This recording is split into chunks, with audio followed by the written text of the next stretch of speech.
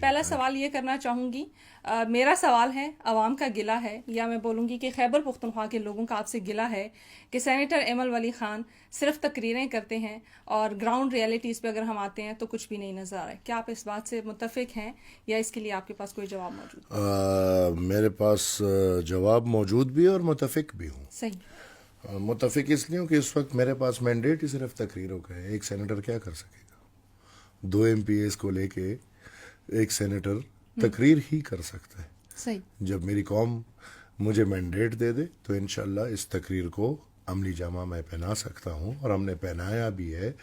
ابھی تو جو لوگ ذمہ وار ہیں ان کا کام ہے. میرے خیال میں ہم ریاست نہیں ہے، صحیح، ہم حکومت نہیں ہے، ہم ایک آئیڈیالوجی، ایک مائنڈ سیٹ ہے، اور اس آئیڈیالوجی اور مائنڈ سیٹ میں ہم اس وقت تقریروں کے علاوہ کچھ نہیں کر سکتے. پہلا یا میں دوسرا سوال بولوں گی جو کہ میرے لیے کافی غم کا سوال بھی ہے. یہ وہ ٹاپک ہے جس کو شاید میں ڈسکس کرتے ہوئے تھوڑی ایموشنل بھی ہو جاؤں، اور دکھ بھی ہے اس لیے کیونکہ ان کو جب میں نے اپنے پچھلے پوڈ کاسٹ پہ بلایا تھا، پہلا اور آخری پوڈ کاسٹ کہنا چاہوں گی، مولانا خان زیب، شہید مولانا خان زیب صاحب کو جب میں نے پوڈ کاسٹ پہ بلایا تھا تو مجھے باجوڑ کے علاقے کو دیکھتے ہوئے ایک نئی امید ملی تھی. ایک ایسی شخصیت جو مجھے لگتا تھا کہ میرے علاقے کو اب مزید ترقی ملے گی. ایک ایسا شخص آیا ہے جو میرے علاقے کی بڑے بہترین طریقے سے نمائندگی کر سکتا ہے.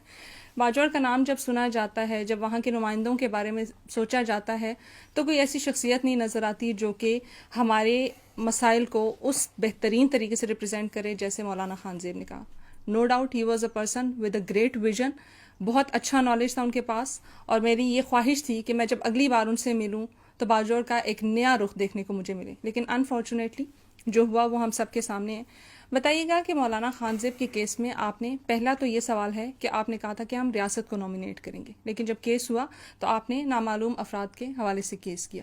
دوسرا سوال جو لوگوں کے حوالے سے آپ سے پوچھا جاتا ہے وہ یہ ہے کہ کیا مولانا خان زیب کے جو قاتل ہیں ان کا کوئی نہ کوئی لائحہ نکالا جائے گا، یا پھر اسی طریقے سے جیسے آپ نے ANP نے جتنی قربانیاں دی ہیں اسی طریقے سے یہ قربانی بھی رائے گا چلی جائے گی؟ دیکھیں، حقیقتاً یہ جو واقعہ ہوا ہے یہ پورے قوم کے لیے غم اور رنج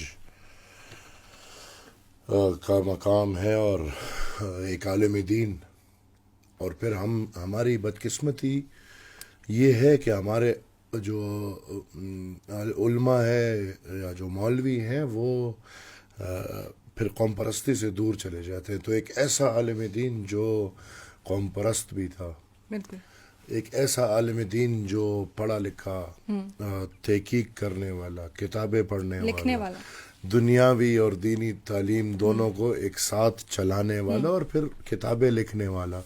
اور پھر آبویسلی ہم نے دیکھا کہ یہ جو میرا آخری موومنٹ چلا مائنز اینڈ منرلز کی آگاہی کا اور اس کے خلاف، اور 18th امینڈمنٹ، تو اس میں ایک توانا آواز، اور اس پہ اس کا اتنا ریسرچ اتنا ڈیپ روٹیڈ کہ وہ الٹا گھوم رہے تھے، لیکچرز دے رہے تھے لوگوں کو، اور شتمنہ پختونخوا کے نام سے کتاب لکھی. اور میرے خیال میں یہی سب ہے جس کی وجہ سے آج وہ ہمارے بیچ نہیں ہے. بدقسمتی ہے پختون قوم کی. ہمارے دشمن ہمارے بیچ وہ لوگ نہیں چھوڑ رہے جو تھوڑے عقل اور شعور کے مالک ہو، جو امن چاہتے ہیں. آتا ہوں. پہلے تو جو عقل اور شعور کے مالک ہیں انہی کو نہیں چھوڑا جاتا. پھر ہماری سرزمین پہ پختونخوا میں پچھلے 50 سال سے، بلکہ پختونخوا میں نہیں، افغان میں، لروبر افغان میں، صحیح، پختونخوا اور افغانستان دونوں میں پچھلے 50 سال سے ایک جنگ ہے. اور یہ جنگ 2 نظریوں کے بیچ میں ہے. صحیح. ایک طرف وحشت ہے، دہشت ہے، اور دوسری طرف امن ہے. امن، ٹھیک. اور پختون قوم کے امن کے جو بھی دائی ہے اس کو پچھلے 50 سال میں بے دردی سے شہید کیا گیا ہے. ہمارے امن کمیٹیز دیکھیں، ہمارے جہاں پہ بھی امن کی بات، اور پھر آبویسلی جب امن کی بات ہوتی ہے، عدم تشدد کی بات ہوتی ہے، تو عوامی نیشنل پارٹی نظریاتی طور پہ سامنے آتی ہے. صحیح. تو پھر عوامی نیشنل پارٹی کی قربانیاں دیکھیں اور کب سے چل رہی ہے. اور مولانا خان زیب is till this moment the last one, but I know he's not the last one. Of course. I know is not the last one. ہم اس جگہ میں زندگی گزار رہے ہیں, اور بدقسمت یہ ہے کہ ڈاکٹر کو جب مرض کا پتہ چل جاتا ہے تو ہی نوز کہ یہ مرض کیا کرے گا. تو ہماری بدقسمت یہ ہے کہ ہم سب کچھ سمجھتے ہیں. اب نمبر ون, اس میں تو بڑی تفصیلی بات ہے, اس پہ ہم کیا جائیں گے, لیکن coming straight to your question, میں بالکل چاہ رہا تھا اور میں ابھی بھی چاہوں گا کہ ایسا کوئی بھی شہید ہو اس کا ایف آئی آر ریاست پہ ہو. صحیح. لیکن یہ میرا ذاتی فیصلہ نہیں ہوتا. ٹھیک. میں نے مولانا صاحب کے گھر والوں سے مشورہ کیا, ٹھیک. اور ان کے گھر والے میرے ساتھ نہیں تیار تھے اس بات پہ کہ ہم ریاست پہ ایف آئی آر کریں. ٹھیک. لہٰذا میں اس بات سے پیچھے ہٹ گیا. رہی بات مولانا خان زیب کے قاتلوں کی, تو مجھے سمجھ نہیں آتی ہے. میری قوم بھی قسم سے عجیب قوم ہے. ہاتھ میں مجھے کچھ نہیں دیتے اور جنگ میرا کرا رہے ہوتے ہیں ہر کسی سے. اب میں, یہ بھی میرا کام ہے کہ قاتلوں کو ڈھونڈوں, ریاست کو میں انشاءاللہ مجبور کروں گا. میرا کام نہیں ہے یہ, لیکن انشاءاللہ میں ریاست کو مجبور کروں گا کہ مولانا خان زیب کے قاتلوں کو سامنے لایا جائے. میں نے سینٹ میں بھی جو میرے بس کی باتیں ہیں, میں نے سینٹ میں بھی تحریک استقلال بھی ڈالا اور میں نے بات بھی کی. اور میں آج صبح وزیر اعظم صاحب کے پاس بھی گیا ہوں اور میں نے ان کو بھی اپلیکیشن دیا ہے ایک جی آئی ٹی بنانے کا, جو کم سے کم ہماری ابھی یہ ڈیمانڈ ہے کہ جو قاتل ہیں وہ سامنے کیے جائیں. ٹھیک ہے. تو انشاءاللہ کوشش ہے کہ جتنا جلدی ہو سکے ہماری جی آئی ٹی بن جائے. اور جی آئی ٹی میں نے یہ ریکویسٹ بھی کی ہے کہ جو گھر والے, مجھے نہیں بلکہ جو مولانا خان صاحب کے گھر والے ہیں, ان کو لائزان میں لیا جائے اور ان کی تسلی ہو اور پوری تحقیق جو ہے یہ صاف اور شفاف ہو.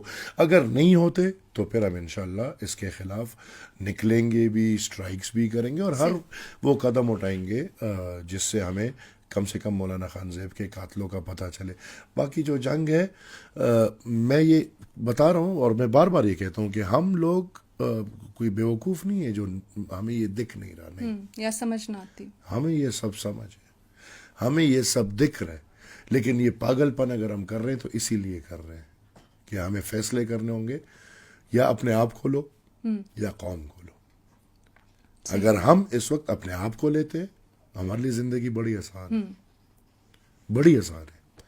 لیکن بدقسمتی سے ہمارے خون میں وہ درد ہے جو باچا خان بابا, ولی خان بابا اور پھر ہمارے رہبر اسفندیار ولی خان کی زندگی کا گزرا ہوا, کہ وہ بچوں کا نہیں قوم کا سوچا جاتا ہے. لہٰذا میں اپنی قوم سے یہ کہتا ہوں کہ آپ کے سوچنے پہ ہمارے ساتھ یہ ہو رہا ہے اور ہوگا, اور ہم اس کے لیے تیار ہیں.